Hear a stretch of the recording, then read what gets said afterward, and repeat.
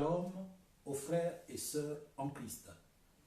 En quelques 20 minutes, je voudrais vous parler de ce thème que je présente pour vous, Dieu et le combat.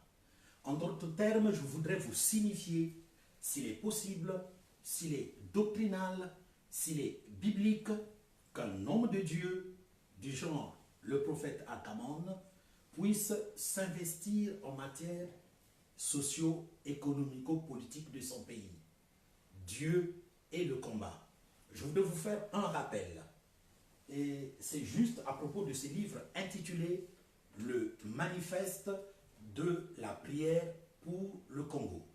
Ce livre est un livre politique d'une importance capitale, dont je suis l'auteur.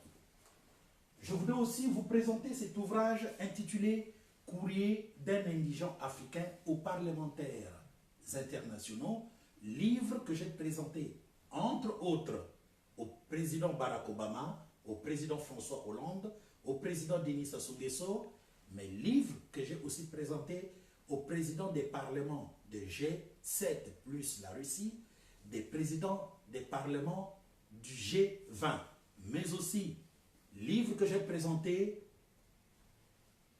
au nonce apostolique, c'est-à-dire au pape François. Vous allez vous poser la question de savoir pourquoi un livre politique. Je le présente aussi au pape François. C'est justement parce qu'il est évident qu'en matière de la politique temporelle ou de la politique terrestre, le pape est le chef de file de tous les hommes politiques que vous avez sur la terre. Alors, en écrivant ce livre et en le présentant aux potentats de ceux qui ont la responsabilité de représenter les parlements et les populations de leur pays, je visais le fait de faire comprendre aux grands de ce monde comment est-ce qu'il est digne, selon Dieu, de pouvoir régler la question des dictatures qui sévissent dans nos pays africains, et particulièrement au Congo-Brazzaville. Je suis aussi l'auteur d'un livre « Arkamon répond à la Bible en procès ».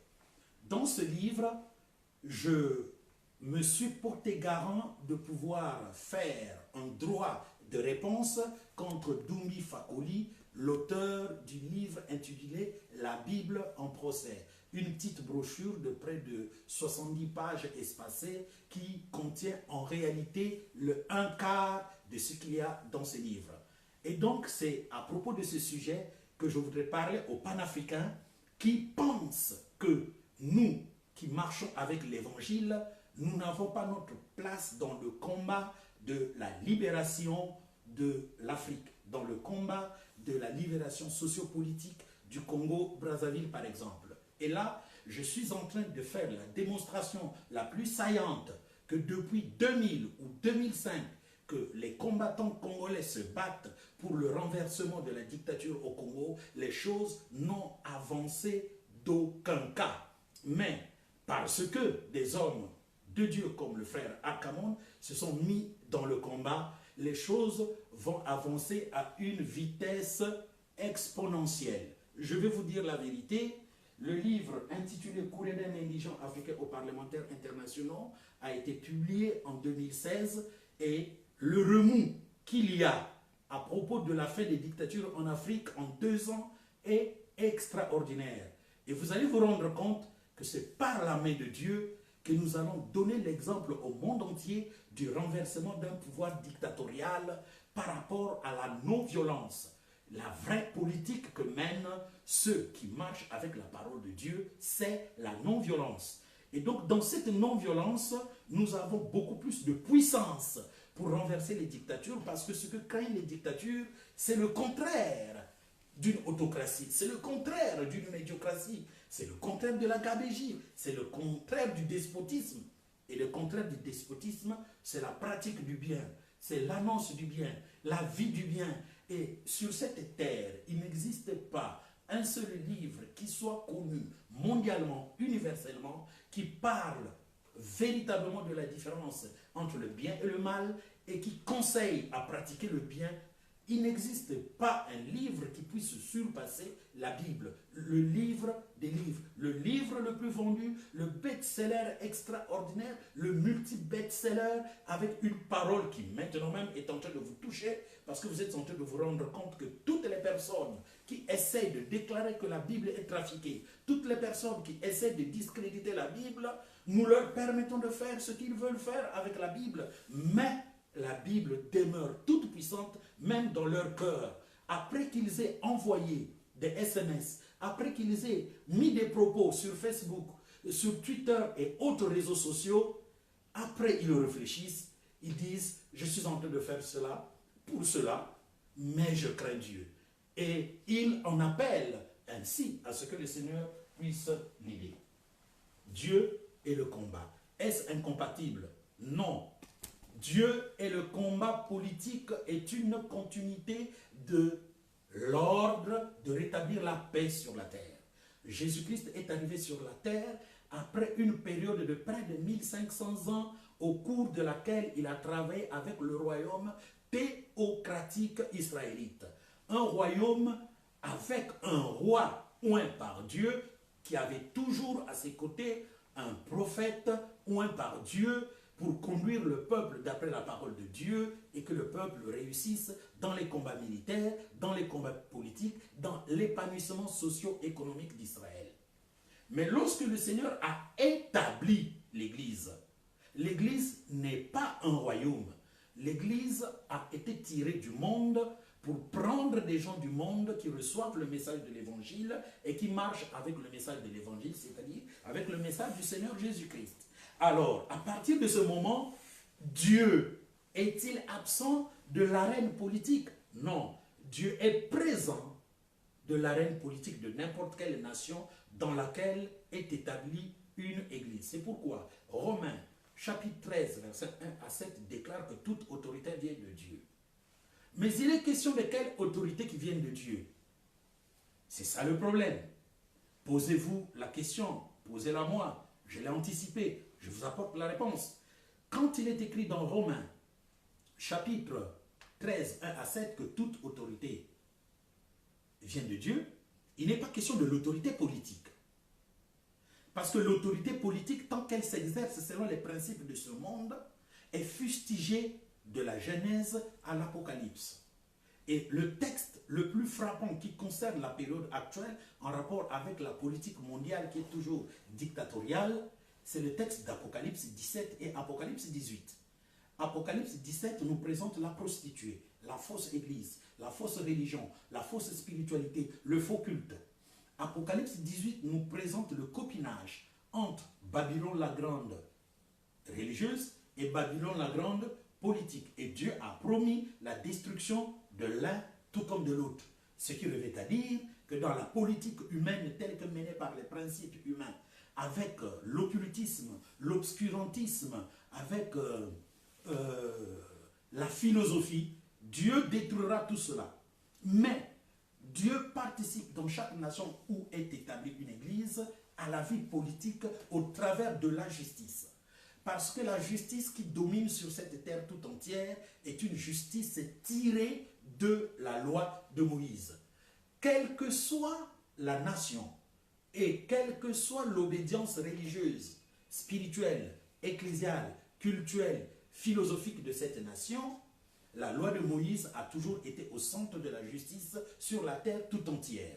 C'est cela que je voudrais vous présenter. Et c'est cela que dit aussi la parole du Seigneur.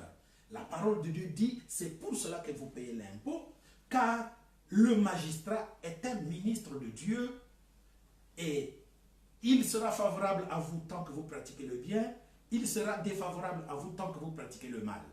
Donc, je reprends que la justice dans une nation où est établie une église appartient à Dieu. Et cette justice, quand elle est violée, l'homme de Dieu, le véritable, se lèvera. Parce que c'est la parole qui le lui recommande. C'est le Proverbe chapitre 24 du verset 15 jusqu'à la fin qui le lui recommande. Il ne doit pas cacher la vérité. Il doit dire la vérité. Il ne doit pas être ensemble avec les conspirationnistes. Et donc, sur ce point, je puis vous affirmer haut la main que je ne suis ensemble avec aucun conspirationniste contre le pouvoir dictatorial de Brazzaville. mais que le combat que je mène depuis que j'ai l'âge de 12 ans, je mène ce combat contre le pouvoir dictatorial de Marien Ngouabi, contre le pouvoir dictatorial de Denis Sassou Nguesso, de Joachim Yomi Opango. Et vous pouvez vous représenter tout le cortège du mal que ce pouvoir a pu engendrer en temps de paix. Nous pensons après 3000 hommes politiques congolais que le président Denis Sassou Nguesso et sa clique, sa bande de bandits politiques ont pu faire mourir. Donc, je combats cela depuis très longtemps. Je puis vous le prouver. En effet, je suis arrivé ici à Paris. Je n'ai pas encore publié mon livre Orcefa parce que c'est un livre qui avait déjà été publié au niveau de Brazzaville. Il est à l'UNEAC. L'unique exemplaire que j'ai est à l'UNEAC. Alors, je puis vous prouver que quiconque prendra connaissance de ce livre se rendra compte qu'autour des années 2007, je combattais déjà ce grand combat tel qu'il est en train de se faire aujourd'hui et j'en ai donné les lignes directrices. Lignes directrices qui peuvent être suivies par ceux qui combattent aujourd'hui. C'est l'ensemble des propositions, l'ensemble des projets de société sous les multiples facettes que je présente dans mon Orcefa. Et je suis au courant que tant que je ne m'y mettais pas en tant qu'homme de Dieu avec la force et la puissance politique que Dieu m'agrée, les choses ne changeront pas. C'est pour cela que je me préoccupe à publier cela dans quelques mois ou en tout cas ça ne fera pas une année. Le combat politique et Dieu, ça marche. Parce que, prenez la parole de Dieu, dans 1 Pierre chapitre de 10 à 20, vous allez vous rendre compte qu'on parle à l'Église de supporter les dictateurs, de supporter les autorités qui font mal, et de marcher avec eux, de se soumettre. Mais la même parole de Dieu, dans 1 Corinthiens chapitre 7, du verset 20 au verset... Non, excusez-moi, du verset 14 au verset 20, nous présente une batterie de propositions au travers desquelles nous aboutissons au fait que si vous êtes soumis à une autorité et que vous avez le moyen de vous libérer, vous devez vous libérer. Et donc, il n'y a pas une incompatibilité entre Dieu, la spiritualité et le progrès politique.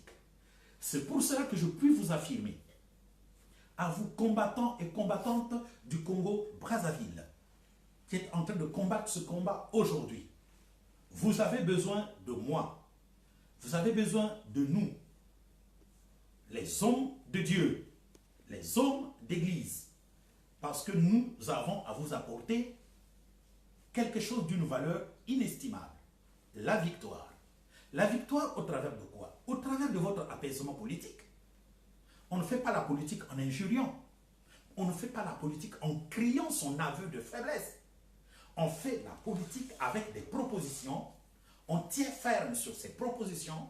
On avance avec ces propositions jusqu'au fait de les faire aboutir. Et pour cela, il est important que vous sachiez que tant qu'il n'y a pas de capitaine dans votre combat et qu'il y a plusieurs capitaines, la barque du combat ne réussira jamais. Il faut qu'il y ait un capitaine. Il faut qu'il y ait un cap, c'est-à-dire une idéologie, un projet, une doctrine à faire aboutir. C'est important de parvenir à cela. Il faut qu'il y ait des moyens financiers. Et les moyens financiers, il faut les trouver par une pratique saine de cotisation, de collecte, de dons, de legs, comme cela se passe dans tous les mouvements. Mais cela aussi peut dépendre de l'apport de ceux qui, en Afrique, pensent qu'il faudrait qu'il y ait un État qui réussisse à démettre par la non-violence un gouvernement autocratique, médiocratique, pour qu'à partir de cet État-là, on puisse appliquer la même formule à toutes les nations qui sont en train d'être sous le joug sempiternel, qui croupissent sous la mouvance médiocrate des dictateurs qui ne veulent pas de l'alternance. Toutes ces choses dépendent de la réalisation de la bonne volonté politique des uns et des autres. Aujourd'hui, les gens pensent que la politique, c'est le mensonge. Bien sûr, c'est ce qu'il se passe sur le terrain, mais ce n'est pas de ça que je suis en train de parler. Je parle en tant qu'homme de Dieu, en politique pour ma nation congolaise, pour l'Afrique centrale, pour l'Afrique subsaharienne, pour l'homme noir, parce que je transporte la vérité de lieu en lieu, afin que l'homme reconnaisse qui il est, sa valeur, et quelle est la victoire, la force, la puissance politique qu'il y a quand on marche avec la vérité, avec la parole d'honneur. Tant que vous allez penser que la politique, ce n'est pas de Dieu, vous êtes en train de vous tromper. Mon maître, Jésus-Christ de Nazareth, a dit, rendez à César ce qui est à César, et rendez à Dieu ce qui est à Dieu. Je prêche toujours en disant, mon maître n'a pas dit de choisir entre rendre à César ce qui est à César et rendre à Dieu ce qui est à Dieu. Non, le maître a dit, rendez à César ce qui est à César et rendez à Dieu ce qui est à Dieu. Cela revient à dire que depuis 2000 ans que le Seigneur Jésus-Christ de Nazareth avait parlé, il n'avait jamais interdit à un national, à un citoyen, aux membres d'une configuration impériale, royale ou d'une nation donnée de faire la politique. Car si vous ne faites pas la politique fera de vous ce que vous ne voulez pas. C'est un joug. Parce que les gens pensent qu'il faut marcher avec les antivaleurs pour se pérenniser au pouvoir. Ce que nous sommes en train de décrier, c'est la pratique de l'assassinat, la pratique de la tuerie, la pratique du vol. Vous vous rendez compte, dans ma nation, par exemple, la dette extérieure du Congo-Brazzaville équivaut à 120% du PIB national. Et 71% du PIB national et son équivalent sont dans la poche du fils du président de la République, Denis Sassou Nguesso. C'est-à-dire Denis Christel Sassou Nguesso, qui a empoché près de 7 000 milliards de dollars américains, s'il vous plaît, dans sa poche. Sans compter les ministres comme les Onomo, sans compter les conseils comme les Dominique Okemba, sans compter le directeur général de la police nationale qui est milliardaire. Tu es policier, mais tu es milliardaire. C'est le monde à l'envers. Et chez nous, au pays, si tu veux avoir de l'argent, si tu veux gagner de l'argent, il faut faire de la politique. Mais ça ne se passe jamais ainsi ailleurs. Sinon, dans nos pays dictatoriaux, on gagne de l'argent en travaillant. On gagne de l'argent par le commerce. On gagne de l'argent par la finance. On gagne de l'argent par la banque. On gagne de l'argent par l'économie, mais pas par la politique. Et quand la politique est entre les mains de ceux qui sont armés, indubitablement, la nation croupira dans l'autocratie. Et c'est cela que nous sommes en train de combattre. Donc, ma présence dans le combat et mon apport est significatif. Significatif pourquoi? Parce que les propositions non violentes sont en train de faire court. Et je voudrais, comme femme, puissiez entrer en contact avec moi. Pendant que je suis en train de vous parler, derrière moi, il y a mon numéro de téléphone. Le 06 79 81 10 84. Le 06 79 81 10 84. Parce que quiconque m'appelle peut m'avoir au téléphone. Je convierai toute personne animée d'une bonne volonté qui croit que sans Dieu, le Congo ne peut pas se libérer, à se rapprocher de moi, à prendre contact de toute cette littérature. Je vous assure, j'ai publié jusqu'à aujourd'hui 18 livres religieux et politiques. De prendre en contact avec moi pour que vous lisiez ce roman intitulé « Le combat moderne de l'homme noir ». Le tome 1, Le combat moderne de l'homme noir. Le tome 2, Le combat moderne de l'homme noir.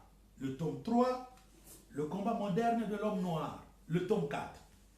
Il y a les ouvrages comme Courrier d'un indigent africain aux parlementaires internationaux. Et dans cet ouvrage, j'ai expliqué au président Denis Sassou Nguesso que je suis le seul homme de Dieu en 1985, pendant que le président Pascal Lissouba était au pouvoir, qui suis monté à la télévision à l'émission Kratos pour déclarer qu'il prendrait le pouvoir par les armes. 2 semaines après, jaloux, le prophète Demba se rendra à la présidence de la République pour dire au président Pascal Lissouba, Dieu m'a dit, tu as fait couler trop de sang, il faut que tu quittes le pouvoir. Il a été bastonné à mort. Parce qu'il a été jaloux de la prophétie que moi j'ai dite à l'émission Kratos. J'étais encore jeune, je devais avoir 28 ans. Les choses se sont réalisées ainsi. quelques années après, avant qu'on ne pense qu'il devait y avoir changement de constitution, Dieu m'avait dit d'écrire au président Denis Sassou Nguesso que quand il touchera à la constitution, le Seigneur pourra ôter sa vie ou le Seigneur le frappera d'un malheur criard. Nous sommes en 2007. En 2009, je crois bien, il a perdu sa fille, Edith Bongo, paix à son âme. Le monsieur sait qui je suis. Parce que je lui ai aussi, dans la même correspondance, déclaré que le Seigneur te donne un pouvoir de 20 ans à partir de l'an 2000. Donc pendant qu'il y avait toutes les manigances dans notre pays, moi je savais, je l'avais dit à monsieur le président Denis Sassou Nguesso que dans 20 ans, le Seigneur lui avait concédé le pouvoir. J'ai rappelé au président que l'an prochain, c'est la fin de son règne, d'après Dieu. Et c'est dans cet ouvrage. Il n'y a pas que lui qui est au courant. Tous les hommes politiques du monde entier sont au courant parce que ce livre a parcouru le monde entier. Et j'ai le répondant du président François Hollande, le répondant de Theresa May, le répondant du Bundestag et le répondant de Michael Jen, la secrétaire générale de la francophonie. Alors, dans ce livre, Le combat moderne de l'homme noir, le tome 1, j'ai présenté la correspondance qu'il y a dans le courrier d'un indigent africain aux parlementaires internationaux.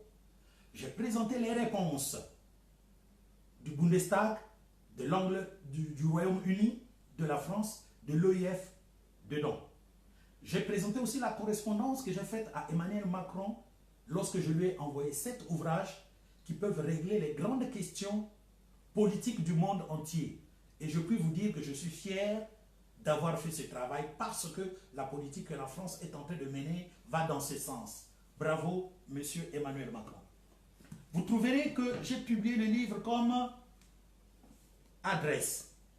Dans le livre, dans le tome 1, j'ai présenté le fait que le président François Hollande allait succomber en Haïti et qu'il avait été rattrapé par ses gardes du corps.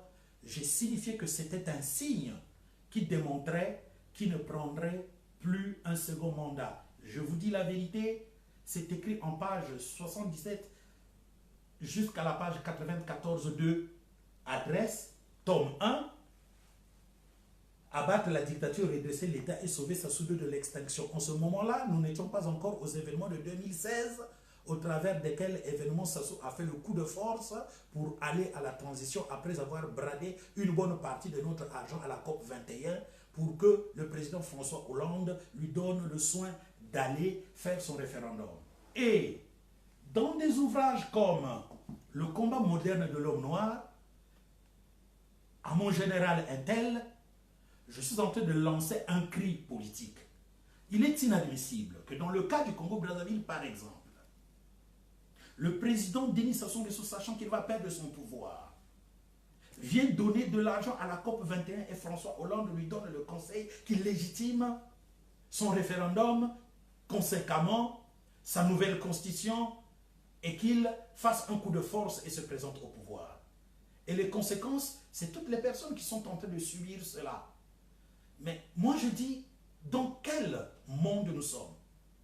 Je ne parlerai pas que le président Denis Sassou Nguesso ait fait du mal, sans que je ne parle que François Hollande aussi a fait le mal. Pour moi, on ne peut jamais transférer au tribunal pénal international le président Denis Sassou Nguesso pour quoi que ce soit si ceux qui le font et le défendent ne sont pas transférés dans le cas probant. Denis Sassou Nguesso et François Hollande doivent comparaître cumulativement devant un même tribunal pour le mal qu'ils causent au peuple noir. Je le dis très bien. Il est inadmissible qu'aujourd'hui, nous avons des preuves que des mallettes sont parties de la Libye pour financer la campagne présidentielle du 5e État le plus puissant au monde.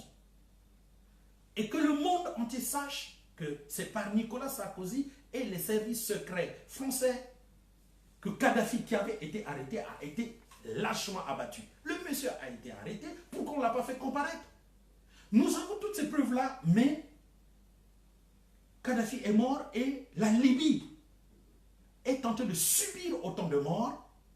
Et cumulativement à cela, les portes de la mort pour le cimetière de la Méditerranée se sont grandement ouvertes, béantes, pour engloutir les jeunesses africaines. Je sais que dans cet ouvrage, Comment vaincre l'oligarchie kleptocrate des présidents africains, je m'en suis pris à tout le monde et j'ai fait des propositions qui sont importantes. Je vais vous donner un exemple. Lorsque la France se met à travailler à l'intérieur des pays africains pour endiguer l'immigration clandestine, je dis très bien, c'est moi l'auteur de ce plan, parce que le livre a été publié en 2015, et vous savez à quel moment les gens ont commencé à réaliser ce plan d'endiguer de l'intérieur de nos nations l'immigration clandestine. Je peux vous rassurer que c'est moi, Arcamon, qui est le père de la moralisation de la vie politique en France. Je l'ai rappelé dans cet ouvrage intitulé « Le combat moderne de l'homme noir », le tome 3. Vous savez pourquoi? Parce que le livre que je tiens en main aura été publié en 2015. Il y a près de 50 pages qui ont été consacrées au constat flagrant que j'ai fait à propos de la moralisation de la vie politique qui devrait être entamée pour que la politique française aille de l'avant. Mais seulement, il y a une partie que le président Emmanuel Macron n'a pas encore abordée.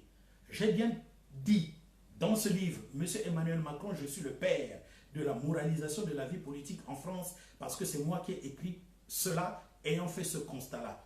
Mais j'attends au grand tournant. Qu'est-ce que le président Emmanuel Macron dira-t-il de la France-Afrique? 1. Et de 2. Qu'est-ce que le président Emmanuel Macron dira-t-il de notre tendance à nous de réclamer des indemnisations, de la compensation pour la traite négrière, pour le commerce triangulaire, pour l'esclavage, pour la colonisation et pour le néocolonialisme? Il faut des compensations qui marqueront le coup d'arrêt à ce que nous sommes en train de subir. Et 3, il faut l'arrêt de la dette internationale des États africains. Parce que la France, l'Europe, l'Amérique ont tellement profité de l'Afrique durant 500 ans que si nous passions à faire les calculs, la France, l'Europe, l'Occident doit plus à l'Afrique que l'Afrique à la France, au Royaume-Uni, à la Belgique, à l'Italie, à l'Espagne, au Portugal, à l'Occident tout entier. Ce travail-là est en train d'être fait. Et donc, nous pensons, hommes politiques congolais, de n'importe quel bord que vous soyez, que la pensée de Dieu, de la Bible, elle est importante dans le combat politique que nous devrons mener. Et c'est pour cela que je vous invite à embrasser ce plan, ce projet de la e-formation biblique que nous avons ouvert, une université biblique qui fait connaître au monde entier la quintessence de ces ouvrages. Vous allez vous rendre compte que la matière existe. Et nous voulons que cette matière soit produite pour que la nouvelle pensée africaine puisse briller et apporter le changement dont nous avons besoin. Car au travers de toute cette matière, on ne pense pas au passé, mais on est en train de cavaler dans le but de devenir un participant adéquat au Conseil mondial de notre univers. Il est inadmissible que l'ONU soit encore dans les liens de 5 droits de veto. Le droit de veto est une politique suprémaciste de ceux qui ont gagné la Deuxième Guerre mondiale. Qu'est-ce que nous avons à foutre avec cette époque révolue-là, de la moitié du XXe siècle? Nous sommes au départ du XXIe siècle. Il faudrait que l'institution onusienne puisse subir une révolution en endogène et que les cartes soient rebattues. Parce qu'aujourd'hui, le combat que nous menons est noble, semblable au combat que les Alliés ont mené contre le nazisme. Mais nous nous rendons compte qu'aujourd'hui, les 5 nations qui ont le droit de veto sont devenues un mal pour notre univers. Regardez la militarisation de la Russie, la militarisation des États-Unis, la militarisation de la Chine, la militarisation de l'Inde, la militarisation de la Syrie, de l'Iran, la militarisation de l'Égypte, la militarisation d'un certain nombre de pays. Qu'est-ce que nous gagnerons avec la guerre? La guerre ne tue-t-elle pas des êtres humains? La réponse est oui. Quelle est cette politique où la vie humaine n'est plus sacrée? Et donc, il faut rebattre les cartes à l'ONU. Il est inadmissible qu'aujourd'hui, je puisse suivre le président Donald Trump, que je n'aime pas. Vous savez, j'ai publié Impact, le tome 1 et le tome 2. Je ne suis pas l'ami du Donald Trump, mais quand je l'ai vu à la dernière session de l'Assemblée nationale, et plutôt de l'Assemblée des Nations Unies, en quelques 15 minutes, il nous a dit ce qu'il a fait de l'Amérique et ce qu'il fera. Parlons franchement. Ce monsieur n'a même pas cité une seule fois le nom de l'Afrique. Je le lui concède. Il est franc dans sa politique parce qu'effectivement, ce que l'Amérique pense de l'Afrique, c'est de faire la main basse des matières premières. Mais j'ai vu Emmanuel Macron citer 10 fois le nom de l'Afrique. Parlons des projets qu'il faut faire avec l'Afrique. Président Emmanuel Macron, si tu veux faire une bonne politique pour l'Afrique, tu ne travailles pas avec les dirigeants qui sont au pouvoir. Tu ne travailles pas avec ceux qui ont eu ne fût-ce qu'une seule année d'exercice politique avec le pouvoir en Afrique. Si tu travailles avec eux, tu ne vois rien de ce qu'il faudrait faire. Mais si tu voudrais travailler avec l'Afrique, par l'Afrique et pour l'Afrique, c'est de nous autres qu'il faudrait inviter. Nous qui avons les projets d'avenir pour l'Afrique. Pendant que vous, les hommes politiques d'aujourd'hui, vous êtes en train de dire que l'avenir du monde, c'est l'Afrique, eh bien, nous sommes les décideurs de l'avenir du monde pour l'Afrique. Mais ceux qui ont été au pouvoir, que vous avez fait et défait, ne peuvent pas continuer avec cette même politique, à moins que vous puissiez agréer la politique que je suis en train de décrier. C'est anormal de faire les dirigeants politiques africains. Et puis, je vous propose qu'il y ait des troïkas nationales dans chaque pays et qu'on se réunisse au Conseil de l'Union européenne, là où sont prises les décisions qui gouvernent nos États africains, et personne ne daigne lever la main ou dire, écoutez, monsieur l'auteur, monsieur le révérend, venez, nous allons en parler.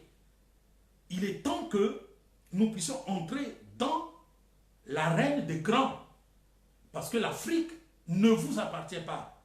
Et l'Afrique n'appartient pas à nos dictateurs. L'Afrique appartient à nos enfants, dont nous sommes les leaders d'opinion. Le combat que nous sommes en train de mener en dehors de nos nations est un combat noble qui doit être soutenu par vous. Monsieur Emmanuel Macron, si tu es au pouvoir, c'est parce que le général de Gaulle est descendu dans ma capitale Brazzaville avec mes aïeux, avec mes grands-parents, avec mes parents, avec nos aînés. Et c'est là où il a pris la source d'eau vive, au travers de laquelle il va mobiliser l'AF, il va mobiliser l'Afrique francophone, impériale francophone, pour venir combattre contre Hitler. Et je puis vous rappeler que votre ingratitude est flagrante. Ce n'est pas parce que les Anglais, les Américains sont venus avec leur matériel que la réussite militaire contre Hitler a été faite. C'est parce que, à l'avant-poste, dans tous les combats, ce sont des hommes noirs qui ont combattu, qui ont ouvert les brèches pour vous donner la victoire. Et aucune reconnaissance cinématographique, aucune reconnaissance historique, aucune éducation historique dans vos nations pour montrer la place de l'homme noir qui a libéré la France. Cette ingratitude est intellectuellement mauvaise. Il faut la corriger. Et la seule manière de corriger cela, c'est d'aider l'Afrique. C'est d'aider les hommes politiques qui sont en exil.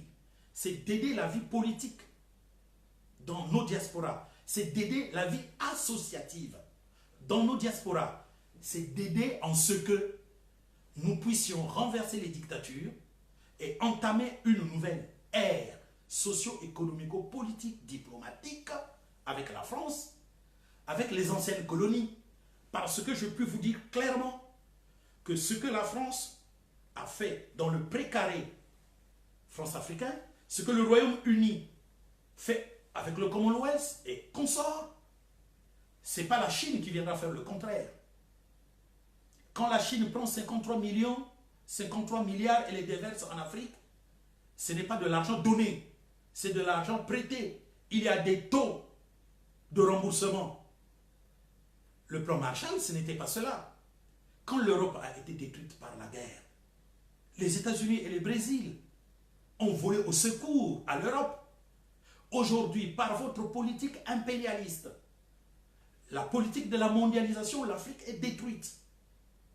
Dans les Grands Lacs, nous dénombrons près de 6 millions à 8 millions d'Ougandais, de Rwandais, de Burundais, de Congolais démocratiques, d'Angolais, de Congolais de Brazzaville, qui ont péri par l'intervention des multinationales et leurs bandes armées. On n'en parle pas. Il faut faire justice à l'Afrique. Et pour faire justice à l'Afrique, l'Afrique ne vous demande pas de l'argent. Mais l'Afrique demande l'arrêt de cette politique que vous êtes en train de mener, au travers de laquelle vous faites et défaites nos dirigeants. Donc il est temps maintenant que vous puissiez nous donner de la valeur et que vous puissiez savoir que nous, les auteurs, nous ne nous contenterons pas de parler de notre passé, mais aujourd'hui nous devrons diriger la politique même qui se passe en France, celle qui se passe en Occident et en Orient, parce que c'est cela le plan de Dieu pour la configuration politique mondiale dans notre univers. Nous ne sommes pas des sous-hommes. Nous ne nous battons pas pour être vus comme étant des hommes. Moi, je me bats parce que ce que j'apporte impacte l'humanité tout entière. C'est cela, le nouvel homme noir qui est en train de bouger par-ci et par-là. Et donc, nous pouvons faire un recours dans le passé pour tirer les bonnes leçons. C'est vous-même qui êtes en train de dire aujourd'hui que ceux qui oublient leur passé ne peuvent pas réussir leur futur. Eh bien, dans notre passé, nous, nos parents ont libéré la France. Alors, aujourd'hui, que vous menez des politiques qui esclavagisent l'Afrique, qui maintiennent l'Afrique dans le sous-développement, vous devrez nous écouter. Et pour nous écouter, c'est au travers des idées, des pensées que nous sommes en train d'émettre pour que nous puissions abandonner cette manière de faire, de la prédation des biens matériels du sol et du sous-sol africain, et aussi mettre en péril les jeunesses africaines. Il faut changer de politique. Voilà ce que je voulais dire pour commencer ce chapitre. C'est un commencement parce qu'il y aura une suite là-dessus. Je suis un homme de Dieu. Je bénis la France, je bénis l'Europe, je bénis le monde, je bénis l'Afrique, je bénis principalement le Congo-Brazzaville. J'élève ma main en faveur de tous les combattants et de toutes les combattantes qui sont en train de combattre pour renverser la dictature en Afrique. Je puis vous dire, c'est un combat de Dieu, c'est Dieu qui remportera la victoire. Soyez bénis. Là où vous êtes en train de m'écouter, que la puissance du Seigneur Jésus-Christ de Nazareth vous convainque de la justesse de ce que je vous ai annoncé, et que cette puissance vous libère dans tous les compartiments individuels de votre vie, pour que vous sachiez que sans Dieu dans ce combat, nous ne réussirons jamais. Vive le Congo-Brazzaville, je bénis le Congo-Brazzaville au nom du Seigneur Jésus-Christ de Nazareth. Voilà.